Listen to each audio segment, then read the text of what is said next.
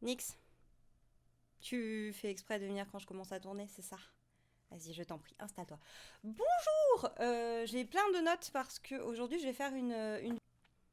Vas-y, passe, je t'en prie. Mais passe, ne stationne pas. Ok, c'est tout. Allez, dégage. Bonjour tout le monde, aujourd'hui je fais une vidéo dont je parle depuis très très longtemps. Il y a eu des bribes de cette vidéo dans pas mal de lives, de tweets et d'autres supports sur lesquels je pouvais donner mon avis. J'ai décidé de tout centraliser dans une vidéo qui va surtout être audio. On va pas se mentir, il va pas y avoir des masses de montage. Je voulais juste donner mon avis brut. Ça va être un peu, je sais pas, genre c'est pas vraiment un story time en fait. C'est juste une genre de vidéo réaction globale à un phénomène qui dure, qui a commencé il y a quelques années et qui a l'intention de s'installer apparemment dans les productions Disney et qui sont les remakes live action des grands classiques. Ça, un peu large comme terme, mais globalement, ça va rassembler tous les films qui sont en live action ou animés d'une façon réaliste. Je pense par exemple au Roi Lion, au Livre de la Jungle, choses comme ça. Je le classe dans remake live action. Et qui représente un film sur deux aujourd'hui dans ce qui sort au cinéma Disney. En 2019, je crois que ça représente, dans les studios Disney, ça représente plus qu'un film sur deux. Du coup, ça commence à faire un peu de place. Au début, c'était pas forcément un... Enfin, au début, j'en pensais pas grand-chose. En fait, je faisais surtout que les esquiver, parce que j'en pensais pas grand-chose de bien, du moins. Mais apparemment, ils ont décidé de s'installer de manière différente en faisant des productions qui se ressemblent pas forcément et pour lesquelles j'ai pas le même avis. Et aujourd'hui, oui, voilà, j'ai besoin de vider mon sac sur pourquoi précisément qu'est-ce que j'aime bien dans les live action, qu'est-ce que j'aime pas. J'ai pas vu l'ensemble des films dont je vais parler. Je les ai pas tous vus pour la simple et bonne raison que, pour certains, ce sont des choix politiques. Je vais pas donner de l'argent à un film auquel je n'adhère pas en tant que principe même. Je vais du coup me baser sur les avis, que ce soit dans la presse, les gens autour de moi, pas mal. Et à chaque fois, je collectais des avis. Hein. J'étais pas non plus complètement bornée à dire non, de toute façon, c'est de la merde, je veux pas en entendre parler, je veux pas les voir. Par contre, j'écoute les avis et je me base aussi sur ce qui a été vendu du film, à savoir les bandes annonces et la promo d'une manière générale, puisque, bah, en fait, la façon dont tu vends ton film, c'est censé démontrer ce qu'il y a à l'intérieur, ce pourquoi tu dois aller le voir. Et si déjà, dans la bande-annonce, j'adhère pas à ce qui est montré, proposé, si on vient me dire, ouais, mais la bande-annonce, c'est pas le film, il faut voir le film, il est pas du tout pareil, bah c'est que du coup, ils ont merdé dans la promo. Donc du coup, il y a une erreur quelque part, quoi qu'il arrive. Si la promo m'a pas donné envie de voir le film, et que pour des raisons, et que ces raisons ne se retrouvent pas dans le film, c'est que en fait, t'as juste très mal vendu ton film, donc tu mérites pas qu'on aille le voir. Selon moi. Alors, je vais commencer avec Les 100 Dalmatiens, 1996, puisque c'était enfin à mon souvenir, c'était le premier remake live action à être sorti. Ça surfait un petit peu, c'est sorti la même année que Babe, donc ça surfait un petit peu sur le délire les animaux qui parlent, tout ça. À l'époque, je l'avais vu, je sais pas s'il était sorti au cinéma, je sais que je l'avais vu à la sortie, donc je sais plus si c'était ciné, télé, mais anyway, il était repassé à la télé par la suite. Qu'est-ce que j'en retiens? J'en retiens des super bons acteurs. Il y avait Glenn Close qui jouait Cruella, il y avait Hugh Laurie qui jouait Horace ou Jasper, un des deux, je crois que j'ai noté, c'est Jasper. Mark Williams qui jouait Horace, qui est le papa Weasley, si je me trompe pas. On reprenait bien l'histoire des 101 Dalmatiens, même si elle était remaniée. Roger était toujours artiste, mais il était plus compositeur, il était développeur de jeux vidéo. D'ailleurs, ils en profitent au passage pour faire une petite critique entre les dessins animés et les dessins animés d'autrefois et ce que attendent aujourd'hui les jeunes d'un film. Dans une séquence où en fait il y a un petit garçon qui fait une critique du jeu vidéo qui est trop gentil à son goût et qui demande un truc plus réaliste, plus violent, donc il se justifie aussi à travers le film. Globalement, l'histoire a été remaniée. On a toujours la trame de base, ça change pas. Il y a Cruella qui veut choper des dalmatiens pour les dépecer et pour s'en faire un manteau. Parce qu'apparemment, juste acheter un manteau, c'était pas suffisant. C'est plutôt rafraîchissant. Moi, je me rappelle qu'en tant que gamine, j'avais bien aimé. Je crois que même mes parents avaient plutôt bien aimé. Donc c'était un film plutôt sympa, ça changeait un peu. C'était cool. Ça commençait bien. Il y a eu la suite, ensuite, en 2000, les 102 Dalmatiens, avec un Dalmatien blanc, donc un Labrador albinos, je pense. Avec, il faut le noter, a priori, il y a Gérard Depardieu dedans, je ne m'en souviens absolument pas, et je vous avoue que j'avais pas des masses envie de me retaper le film. C'est un 2. Donc, globalement, je l'ai vu, je sais que je l'ai vu, j'en pense pas grand-chose, il n'y a rien qui m'est resté. Je pense qu'il devait avoir la qualité d'un 2, mais rien de scandaleux dans le concept. Apparemment pour Disney, c'était un test. C'était un peu un one-shot pour surfer, comme dit, sur les animaux parlants. Et pour surfer apparemment sur la technologie qui permettait de faire parler des animaux, puisque ça s'est beaucoup vu après dans des séries. Je me rappelle d'une série qui passait quand je rentrais de l'école avec un chien. Je sais plus comment il s'appelle. C'était un bully en fait qui... un sale gosse du lycée qui se faisait transformer en chien et qui se retrouvait dans le corps du chien d'un gamin qui l'avait maltraité. Du coup, il devait faire je sais pas combien de bonnes actions. Bref, je m'égare, mais il y a eu pas mal de trucs comme ça depuis Babe qui faisaient parler les animaux. C'était plutôt sympa. Je me rappelle qu'en tant que gamine, j'aimais plutôt ça. Donc ça, c'était cool. Mais ils ont pas réitéré. Voilà, il y a eu un trou de 10 ans à peu près sans remake live. Jusqu'à l'annonce incroyablement fulgurante, je m'en rappelle encore, du Alice au Pays des Merveilles de Tim Burton. Alors, en tant que grosse fan de Tim Burton et grosse fan d'Alice au Pays des Merveilles, à la fois le dessin animé d'origine et le conte, j'étais super heureuse. Je l'ai vu à la sortie. C'est pas exactement, pour le coup, c'est pas exactement ce qu'on peut appeler un remake. C'était une suite de l'original. Donc ça reste totalement cohérent dans l'univers. Puisque moi j'ai vu Alice au Pays des Merveilles quand j'étais petite. Quand je parle du public, en fait, je vais parler de moi parce que c'est mon avis, ce que je ressens par rapport à mon parcours. Je pense qu'il y a pas mal de petites filles qui ont eu le même parcours que moi, qui n'auront pas forcément le même avis que moi, mais voilà, ça justifie un petit peu comment je chemine jusque-là. J'étais super fan d'Alice au Pays des Merveilles, le conte, le dessin animé, et quand j'étais petite, en fait, j'ai grandi avec le dessin animé, et de me retrouver ado avec une Alice ado aussi dans un film à prise de vue réelle, c'était super cool en fait. Je trouvais ça extrêmement extrêmement cohérent. Pour moi, c'était la suite logique et ça m'allait très très bien. J'aimais beaucoup Tim Burton et tout son univers un peu étrange aussi. Et j'adore l'époque victorienne. Donc j'étais complètement servie. Sauf que mon avis tout de suite après avoir vu le film, c'est que c'était un mauvais Burton et que c'était un mauvais Disney. Parce qu'il était à la fois trop et pas assez merveilleux, pas assez glauque pour le côté Burton, pas assez... Enfin, je sais pas, il y avait... C'était... Mais... Oui, mon amour, tu veux quoi? Tu veux parler d'Alice au Pays des Merveilles? Par contre, avec le temps, je l'apprécie de plus en plus. C'est typiquement le genre de film que je vais revoir régulièrement les dimanches après-midi. Parce qu'il y a les acteurs de Burton. Hein. Il a fait le trio Helena Bonham Carter, Johnny Depp et qui? Non, le duo, surtout. Il a rajouté Anna Thaoué. Enfin, il y a que des bons acteurs. Le film est visuellement magnifique. Les musiques sont de Danny Elfman. Il y a tout. Si vous aimez Burton et que vous aimez Alice normalement, c'est un film que vous pouvez regarder. Pas forcément que vous allez adorer, mais que vous pouvez regarder avec intérêt. Donc globalement, là ça partait bien. C'était plutôt sur du plus. Vas-y, Disney, j'achète. Continue. Il n'y a pas de souci. Ensuite est sorti Maléfique 2014. Je l'ai pas vu à la sortie, je sais pas pourquoi. Il m'a pas touché. Voilà, j'aimais pas particulièrement Angelina Jolie aussi à cette époque, donc c'est vrai que ça m'encourageait pas. Même si j'adore La Belle au Bois dormant. Je crois que j'étais déjà un peu réfractaire du genre non, j'adore La Belle au Bois dormant, je veux pas qu'ils salissent ça. Mais je l'ai revu donc par la suite et j'ai vachement aimé. Globalement, c'est tout ce que personnellement j'attends d'un remake live action. C'est que c'est la même histoire, mais c'est pas le même point de vue.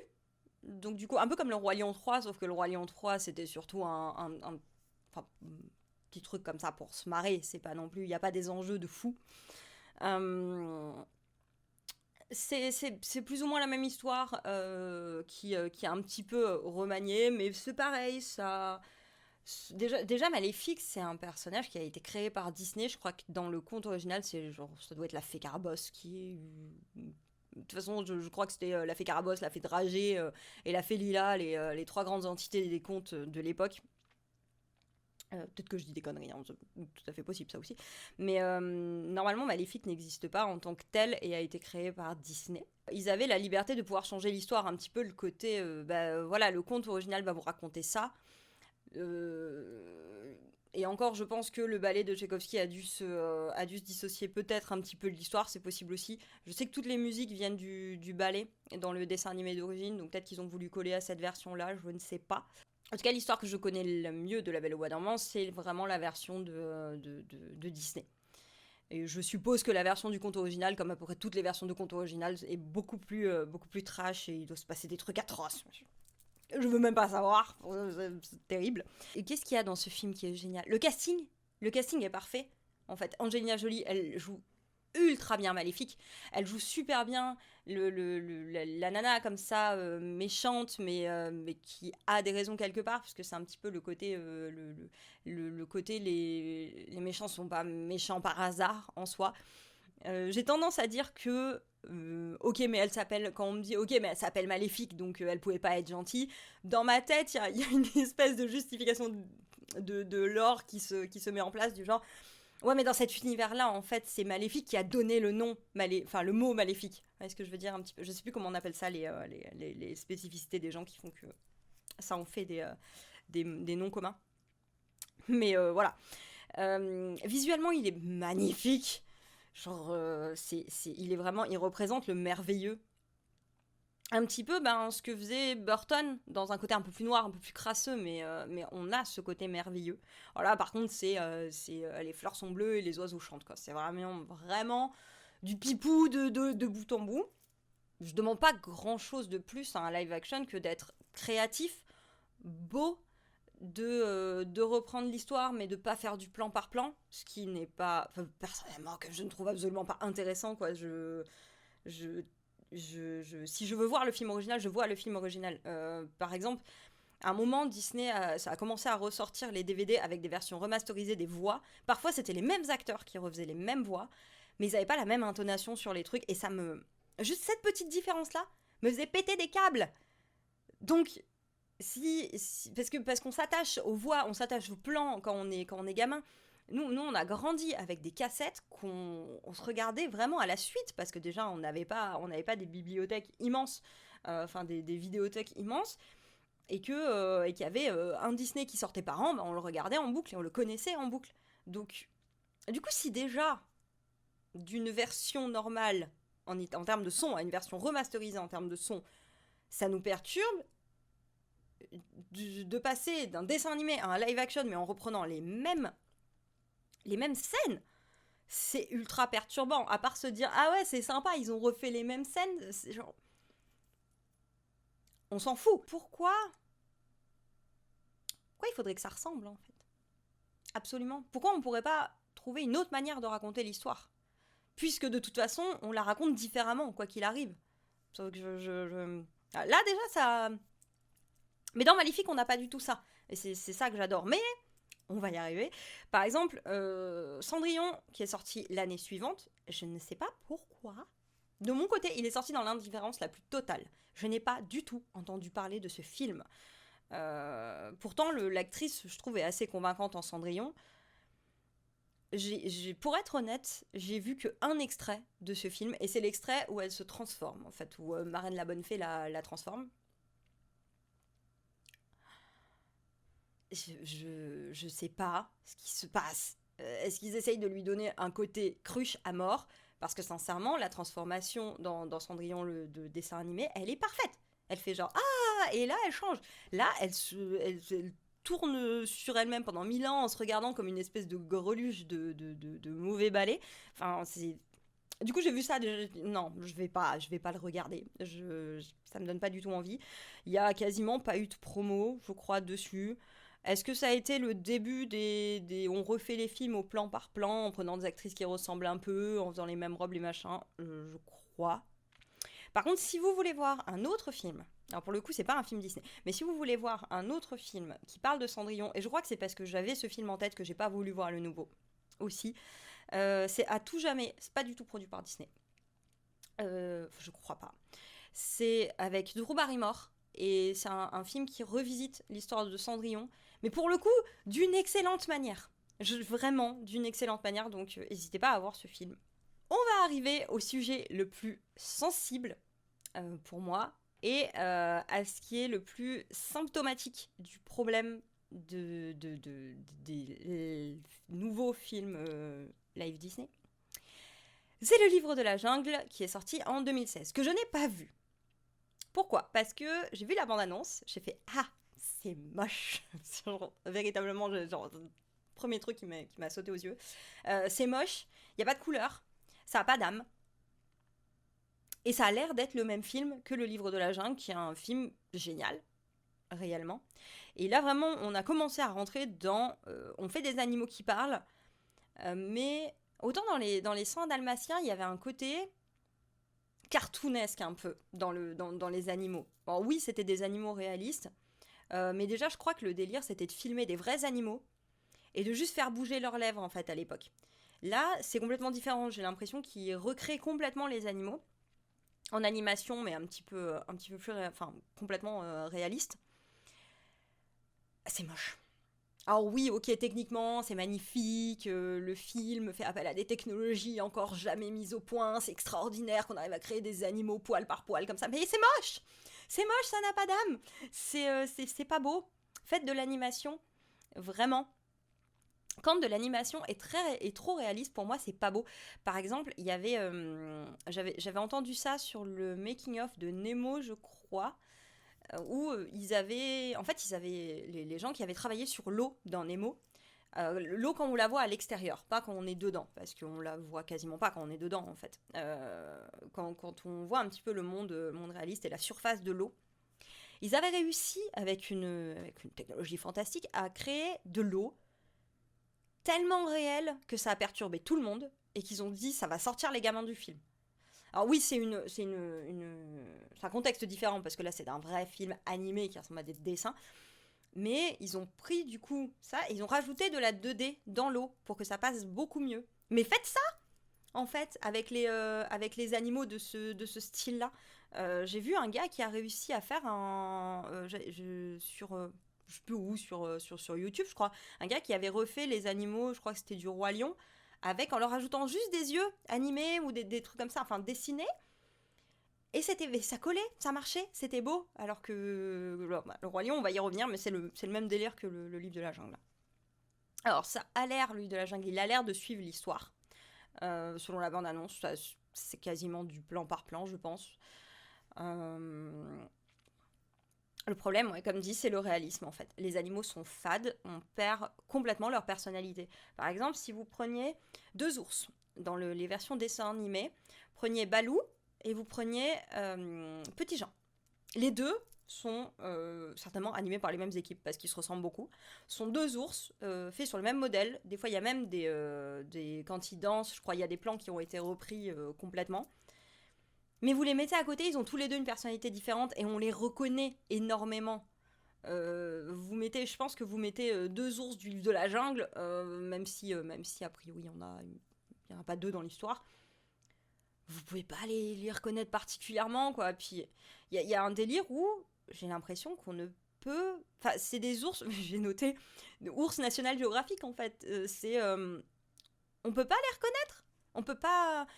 on va pouvoir les reconnaître avec un poil qui est un peu différent, un truc, mais je pense qu'on peut pas s'attacher à des persos comme ça. Personnellement, je peux pas m'attacher à des persos comme ça. Je m'attache à des animaux sur des documentaires animaliers. Mais là, je sais que c'est pas des vrais. Et en plus, ils ont pas de personnalité. Pour moi, du coup, non.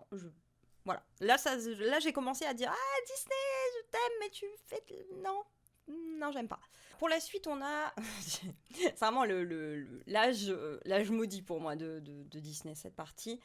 La Belle et la Bête en 2017. Je crois que je ne... À part Le Roi Lion, je ne déteste pas un film Disney autant que celui-là, sans l'avoir vu. Pourquoi Déjà, pourquoi avoir pris Emma Watson?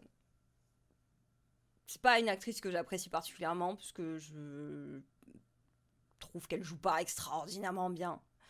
Je trouve qu'elle correspond pas du tout à la beauté de Belle. Mais ça, c'est vraiment un avis personnel. Pour moi, Belle, elle est... elle a un charme piquant, elle est un petit peu mutine, elle est un peu... Vous preniez... comment elle s'appelle là, cette nana la fille qui jouait Lana dans Smallville, Kristen Kruk, je crois. Prenez elle, c'était nickel. C'était nickel. La beauté collée de ouf. Mais ça, c'est un avis totalement personnel. Pour moi, Emma Watson est beaucoup trop... Elle est belle, mais elle est belle de façon tellement lisse que ça peut pas correspondre à Belle. Pour moi. Après, c'était le choix un peu bankable, je pense, pour vendre le film, donc pourquoi pas. Mais il y a 10 000 actrices qui pouvaient le faire mieux qu'elle. Le design de la bête, alors oui, ça se base sur le design du dessin animé, il n'y a pas de souci. Il a des poils partout, il a 2 grosses cornes. Il a des dents un peu comme ça qui remontent, mais alors dans la version film, moi ça me fait juste penser à la figuration du diable d'une manière générale, là, quand il a l'espèce de bouc avec ses cornes, ça me fait penser à ça. Et du coup, j'ai pas envie de m'attacher à lui, du tout. Pour le coup, il fait peur, ça fonctionne. Pour le coup, il fait peur. Mais la bête, dans le dessin animé, moi je me rappelle m'y être attachée, même... Et beaucoup plus d'ailleurs quand il avait sa forme de bête que quand il était prince. Alors que là, à moins que le jeu d'acteur soit extraordinaire derrière et qu'on arrive vraiment à s'y attacher, moi j'ai pas du tout envie de connaître cette bête-là. Pareil, je l'ai pas vu. Hein. Parce que de ce que m'a montré la bande-annonce, mais c'est pas encore ça qui m'a fait me braquer contre ce film. Ce qui m'a fait me braquer contre ce film, ce sont les designs des objets. Big Ben, Lumière, Mrs. Samovar. Qu'est-ce qui s'est passé, les gars? À quel moment on a pu faire d'une théière aussi rebondie, mignonne, chaleureuse, et surtout avec ces couleurs-là? De base, les couleurs de Mrs. Samovar, c'est mauve, bleu, blanc et rose. Bon, il y a du doré un petit peu dans le délire, mais vous voyez l'idée.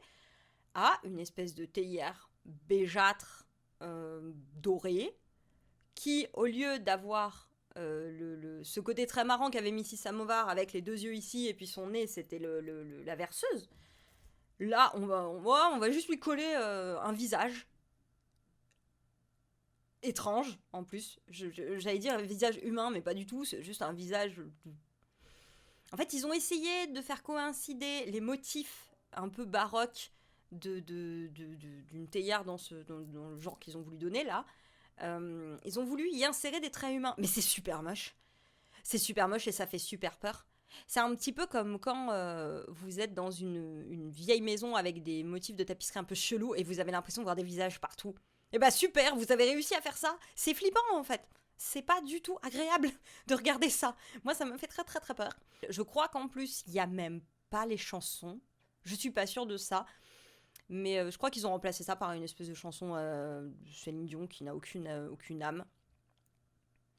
En fait, ils ont fait du plan par plan, mais en ratant tout, pour moi. Donc, c'est pas... Il n'y a pas d'âme, ça ne servait à rien, à part essayer de canoniser Emma Watson en princesse Disney. Ce qui, je crois, n'a pas marché tant que ça. Je crois que Disney sont persuadés d'avoir bien réussi leur coup. Ou de nous le vendre en mode mais si c'est magnifique, regardez, puisque sur le spectacle Illumination sur le château à Disneyland, ils nous en balancent une tartinasse. Genre on se tape toute la chanson de Céline Dion avec Belle, avec plein de scènes d'Emma Watson. D'ailleurs c'est le moment dans Illumination où je décroche et je crois noter que très souvent quand on entend le début de la musique de La Belle et la Bête, je crois que ça commence avec cette intro magnifique qu'il y a dans le dessin animé, qui doit du coup y être dans le film live action, c'est déjà ça.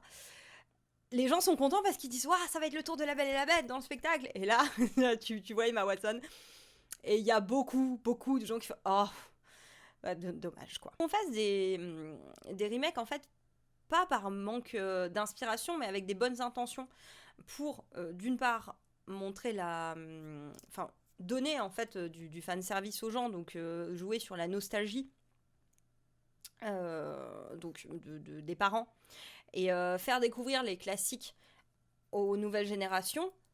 Pourquoi pas? Bien que je suis persuadée que n'importe quel parent qui est fan de Disney montre les classiques originaux à leurs enfants, même si c'est des vieux films, je vois pas ce qui perturberait un enfant à regarder un grand classique dans sa version années 90, sans son remasterisé, hein, on répète, c'est pourri ça aussi. Il n'y a pas de souci, mais sinon, si vous voulez refaire découvrir les classiques aux enfants, mais ressortez-les au ciné, on paiera. Il n'y a pas de souci.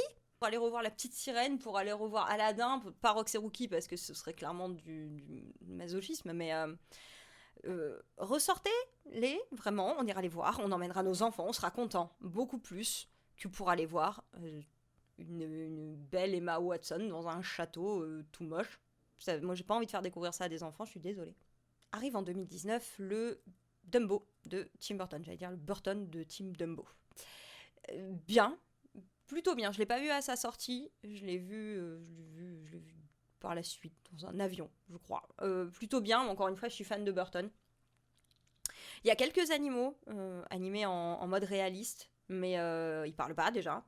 Et en plus, genre, juste regarder Dumbo comme il est mignon, comme il est bien réussi. Moi, j'ai pas de souci à avoir des animaux comme ça dans des films. Aucun problème. Les acteurs sont bons. Il y a Colin Farrell, il y a Eva Green, que j'aime bien. Alors, je déteste cette actrice dans tous les films dans lesquels elle a joué, sauf dans ce film. Je sais pas pourquoi. Peut-être que pour une fois, elle joue pas une espèce de connasse sans cœur à moitié nue. Donc, là, elle est à moitié nue, mais elle est gentille. Du coup, ça me gêne moins. Il y a Danny DeVito, je crois que c'est lui, dans le rôle du Monsieur Loyal. Alors là, je soupçonne le petit piège de Burton parce je crois qu'il jouait déjà Monsieur Loyal dans Big Fish. Donc je soupçonne un petit peu le côté, soit il l'a beaucoup aimé dans ce rôle et il a voulu le remettre, soit... En tout cas, personnellement, c'est ça qui m'a attiré, qui m'a un peu remis dans le film, puisque je l'avais beaucoup aimé dans Big Fish, dans ce rôle-là. Du coup, je me suis dit, ah, c'est cool, on retrouve ce perso-là avec cet acteur-là, j'aime bien. Voilà, pour ma part, c'était cool.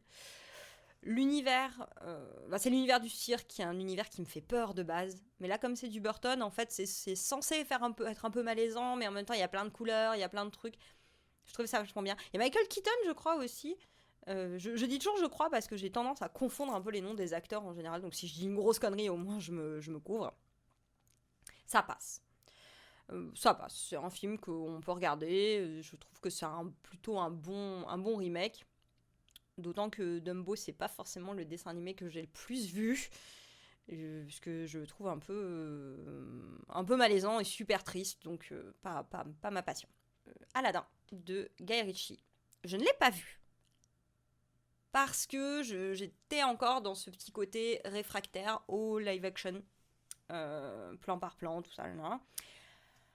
Mais de ce qu'on m'en a dit, des critiques qui ont été faites, et quelque part de la bande-annonce aussi, de la bande originale aussi que j'ai écoutée un petit peu malgré moi, pourquoi pas? J'ai un petit peu du mal avec le fait qu'on remplace le génie, mais parce que ça c'est sentimental. C'est Guy Ritchie, il y a des bons acteurs, il y a un bon réalisateur. Apparemment, ils reprennent les chansons, il y a même une nouvelle compo qui est plutôt jolie. Je l'ai entendue sur des compiles Disney, elle est plutôt sympa. Je le verrai sûrement du coup, mais je suis pas ultra pressée non plus quoi. Voici venir le nerf de la guerre. Le Roi Lion, version 2019. Version, on prend tout l'argent qu'on a et on le met dans un film qui ne sert à rien. Et les gens vont aller le voir quand même. Pourquoi je suis révoltée par ce film, c'est qu'il n'a servi que à faire du fric, dépenser du fric. Je ne sais pas, c'est juste de l'argent ce film pour moi, c'est pour ça que ça m'énerve. Il a rien apporté, je pense. Parce que ce qu'on m'en dit, c'était... Parce que tous les gens, même les gens qui ont adoré leur film, je leur ai dit, c'est du plan par plan, juste avec des prises de vue réelles, et encore même pas, puisque c'est de l'animation de toute façon. Et on me dit, oui, c'est le même film, mais non, enfin, il est beau quand même. Il est beau à quel moment? Je l'ai vu la bande-annonce, hein. J'ai vu les animaux. Non, ils sont pas beaux. C'est le même problème que dans le livre de la jungle, ils ont pas d'âme. Ok, il y a Simba qui est mignon parce qu'il ressemble à un chaton, quoi. Super. Timon et Pumba, c'est même pas... Putain, ils ont mis un casting de fou dans les voix. Ils sont allés chercher Beyoncé, je sais pas qui, je crois que c'est John Favreau. En plus, ça me fout le démon parce que le réalisateur, je l'aime beaucoup. Mais ils ont pris... Je sais plus, j'ai entendu que Beyoncé, je crois, dans la version originale. Et dans la version française, je crois qu'ils ont collé Jamel Debbouze. Ils ont quand même repris Jean Reno pour jouer Mufasa. Ce qui aurait été... Enfin, ça aurait été un outrage de mettre quelqu'un d'autre de toute façon. Parce que pour toute une génération, la voix de Mufasa, c'est... Voilà. Apparemment, je crois que ce qu'on m'a dit... Mais c'est peut-être des on-dit, hein. Un ami qui a vu le film, qui se souvient aussi beaucoup de la version française du dessin animé, m'a dit ouais, il avait pas envie d'être là, Jean Reno, quoi. Tu sens qu'il le joue pas de la même manière, il est peut-être plus vieux aussi, je sais pas, mais il est pas sur le même kiff, quoi. C'est pas beau, c'est toujours pareil, ça a beau être techniquement incroyable, c'est moche. Il y a pas d'âme dans les animaux. Je sais pas. Et comme dit, il y a un gars qui a réussi à remettre un petit peu de 2D sur les animaux et ça passe bien. Et à la limite, ça justifiait pas autant de budget, mais à la limite, c'était déjà plus sympa à regarder. Moi, j'aimerais bien qu'il fasse tout le film comme ça, je pourrais peut-être le regarder. Qu'est-ce que ça apporte? De la nostalgie? Ouais, 260 millions de dollars pour de la nostalgie. Peut-être pas. Hein. Faut pas déconner. Pareil, tout le bordel autour du film. Pourquoi? Parce que c'est le plus apprécié des grands classiques. Je pense. Il est toujours dans les top 3 des films préférés des gens. Il y a un casting de fou. Est-ce que tout ce bordel financier, de communication, de tout ça là, c'était pas plus intelligent ou peut-être plus fair de le prendre et de le mettre sur un film original, en dessin animé ou en live action, je m'en fous, hein. Je suis pas contre le live action, hein. Je suis pas genre... mais plus original, plus brillant, qui inspire peut-être quelque chose de différent aux gens, qui apporte des nouvelles idées. Je sais pas, Vaiana, par exemple, qui était super, qui a eu sa promo, hein, c'est pas le problème, mais je pense pas qu'il ait bénéficié d'autant de promotion ou n'importe quel Pixar. Aucun Pixar n'a eu l'attention qu'on a portée à ce... Enfin, attention, que en tout cas les communicants de Disney ont voulu apporter. L'accueil par le public, c'est encore quelque chose de différent. Mais c'était quoi ce bordel autour du Roi Lion? Je n'ai pas compris.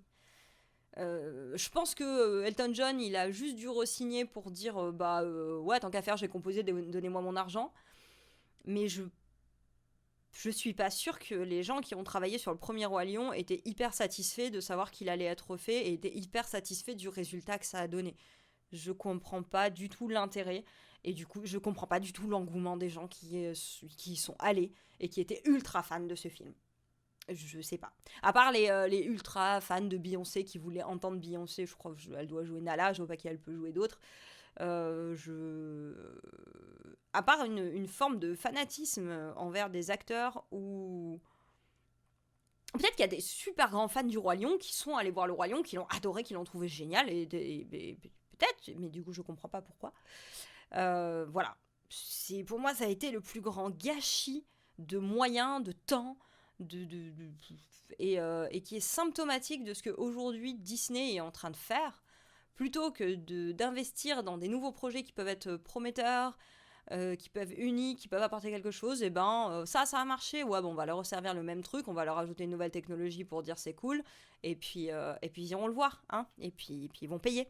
Mais c'est pour ça, en fait, que le choix que je fais de ne pas aller voir ces films-là est politique, parce qu'on va me dire « Ouais, mais t'as pas vu le film, tu peux pas te faire un avis. » Bah, en fait, le truc, c'est que j'ai pas envie de donner mon argent pour la simple et bonne raison que Disney, ils vont pas se baser sur les critiques qu'on fait des films. Hein. Ils vont les écouter quelque part, mais ils vont se baser sur ce qui rapporte de l'argent. Si vous allez voir le film, vous cautionnez le film, en fait. c'est un peu triste à dire, mais... Alors, je parle pas, par exemple, des critiques qui ont ce côté journalistique de se faire un devoir de voir tous les films et d'en faire le résumé après, de le conseiller ou pas.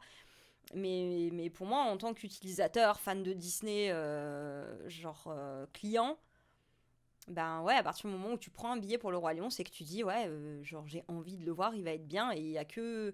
Et quand Disney vont voir les chiffres d'entrée, en fait, ils vont se dire, bah ouais, ça marche, vas-y, on continue, il n'y a pas de souci.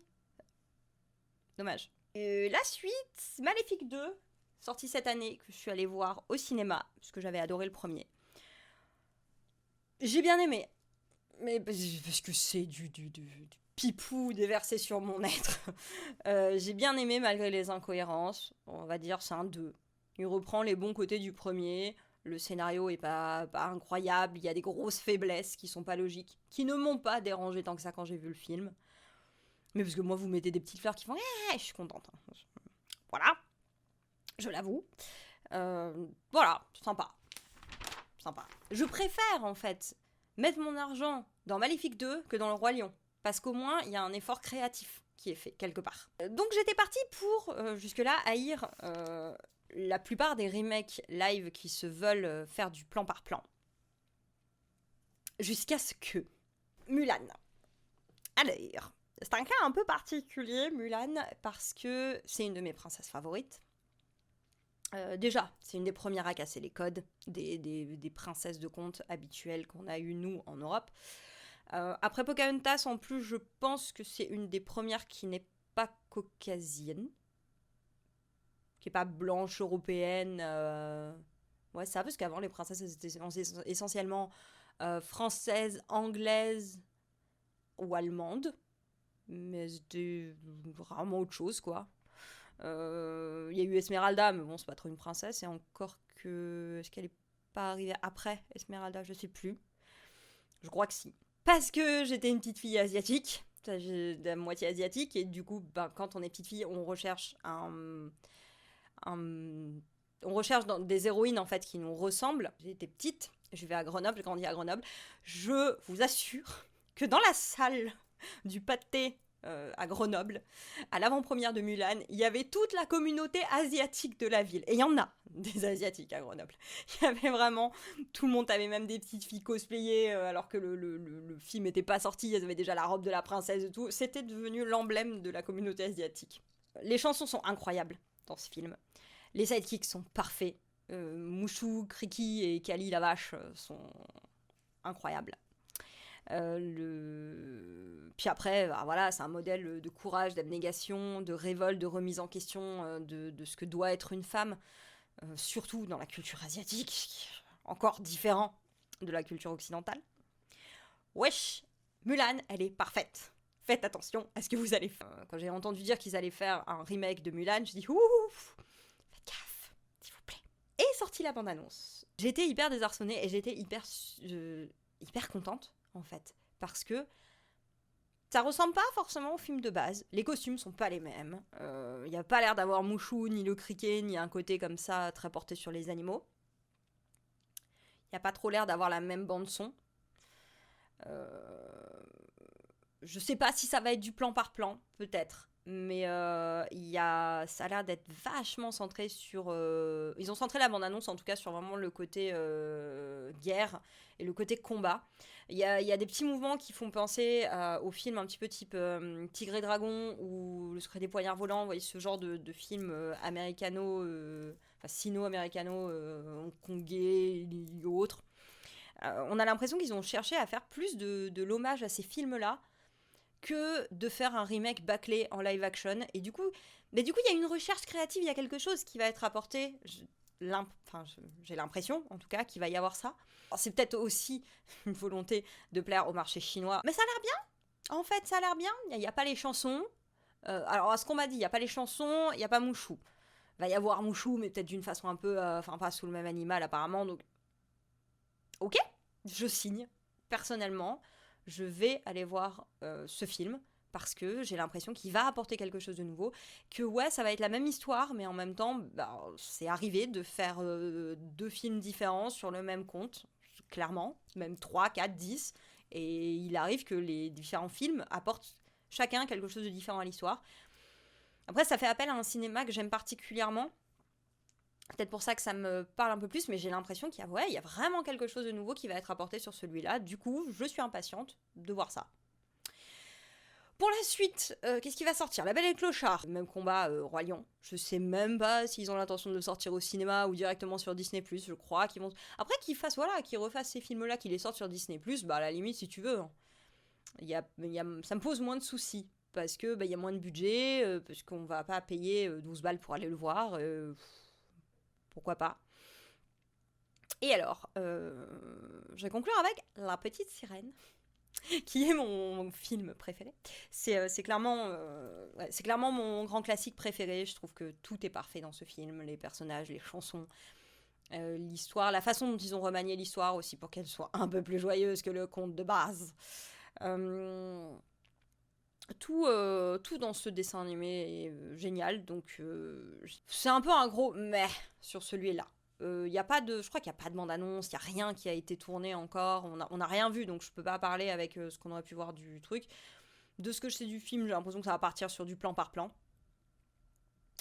Donc pas de... S'ils réussissent à faire les animaux, ça peut être sympa. Parce que Disney, quand ils adaptent du marin, c'est plutôt joli, donc... Pourquoi pas, je sais pas encore trop comment ils vont se démerder pour faire parler les sirènes sous l'eau. Est-ce qu'ils vont reprendre les chansons? Comment est-ce qu'ils vont les reprendre? Je sais pas grand chose sur le film, tout ce qu'on sait surtout pour l'instant c'est le casting. Le prince Eric, et je sais pas où ils sont allés le trouver, mais c'est l'exacte réplique du prince dessiné. J'ai trouvé ça flippant, et il est possible que je vois ce film rien que pour ça. Parce que s'il arrive à le jouer exactement comme le dessin animé, ah ouais, pour le coup, j'ai pas arrêté de dire que non, on veut pas que ce soit exactement la même chose. Mais là, la ressemblance est tellement frappante que il y a une espèce de fascination chez moi, comme ça. Et en parlant de ressemblance avec le héros original, on va finir sur une bonne polémique. La polémique autour d'Ariel, qui est noire, me dépasse. Ma réponse aux deux camps, c'est pas parce qu'on veut une Ariel blanche qui ressemble au dessin animé qu'on est raciste, d'accord? Et c'est pas parce qu'on adapte un dessin animé qu'on doit faire exactement la même chose. Donc je vois pas du tout le souci avec le fait que la nouvelle petite sirène, je connais pas son nom en plus. Je crois qu'elle a un nom, elle s'appelle quasiment Alberi, ce qui m'a beaucoup perturbée par rapport à l'actrice Ali Berry, mais elle est jolie. Elle correspond bien à Ariel. Si elle sait chanter, bah, tant mieux. Ça me choque pas du tout de la voir avec des cheveux rouges. Et ça lui va super bien. Enfin, pas compris. Pourquoi pas? Ça peut coller. Et du coup, je comprends pas. Je comprends pas l'agitation, je comprends pas le délire. Putain, vous dites oui, Banco, venez prendre notre argent en refaisant des films complètement pourris avec aucune créativité. Et là, on vous propose juste de changer la couleur de peau de l'héroïne et vous gueulez au scandale parce qu'on touche à toute l'intégrité de votre enfance. Calmez-vous. Vraiment, ça vaut pas le coup. En résumé, les live action, ça peut, selon moi, être un bon moyen de redécouvrir les grands classiques. J'ai pas particulièrement de soucis avec ça. Mais par contre, ça doit pas se faire au détriment de la créativité. Clairement, si c'est pour nous ressortir le même film, je vois pas ce qu'il y a d'intéressant là-dedans. Surtout si ça coûte des centaines de millions de dollars que vous pourriez investir dans des films. Je suis certaine qu'il y a plein de scénaristes, plein de créateurs chez Disney qui ont plein d'idées de super films, de super longs métrages avec des bons thèmes, avec des trucs intéressants. Et qu'on les écoute eux, qu'on leur donne de l'argent à eux, qu'on leur donne du budget à eux et qu'on ne s'auto-congratule pas en fait dans le vous avez vu notre âge d'or, c'était bien, hein, venez on refait tous les mêmes films, ouais c'était bien, ça va être bien, ça va rapporter de l'argent. Quand on s'appelle Disney, qu'on est en train de racheter le monde du divertissement dans son intégralité, à mon sens, ils ont une certaine responsabilité, c'est de, un minimum, faire présenter quelque chose de nouveau, de créatif, d'intéressant, et ils ont les moyens de le faire. Et et ils peuvent prendre le risque de le faire. Je comprends pas ce qui les empêche. Et enfin, c'est pas une machine à fric, quoi. T'as Oui, ok, c'est une société, il faut que l'argent y rentre, il faut que ça tourne. Mais c'est... Merde, Walt, il vendait du rêve, en fait, à la base. Donc ce serait peut-être pas mal de se rappeler de ça et de se dire... ben, Voilà, vendons un nouveau rêve plutôt que de se dire... on va, on va repasser en boucle ce qu'on va faire. Et je rappelle au passage qu'il reste pas mal de culture encore, de culture et d'histoire de ces cultures encore inexplorées par les classiques Disney. Il n'y a, y a pas que la Chine en Asie, il y a pas que les lions en Afrique, y a plein de pays qui ont d'histoires et c'est inépuisable les histoires. Donc il y a moyen de faire plein de trucs plutôt que ça. Donc voilà, c'était mon avis complet sur les live action. Si ça évolue, moi je suis prête, je suis ouverte à ce qu'ils peuvent proposer. S'ils peuvent proposer quelque chose d'un peu mieux derrière, peut-être que mon avis changera, mais en tout cas, à l'heure actuelle, voilà ce que j'en pense. Merci à tous d'avoir écouté ce vidéo, cet avis. Oui, Nix, tu veux dire merci aux gens aussi? Vivement la sortie de Disney+, en tout cas, pour pouvoir revoir les vrais grands classiques en dessin animé, en version non remasterisée, j'espère. Je vous souhaite à tous une très bonne journée et je vous dis à bientôt.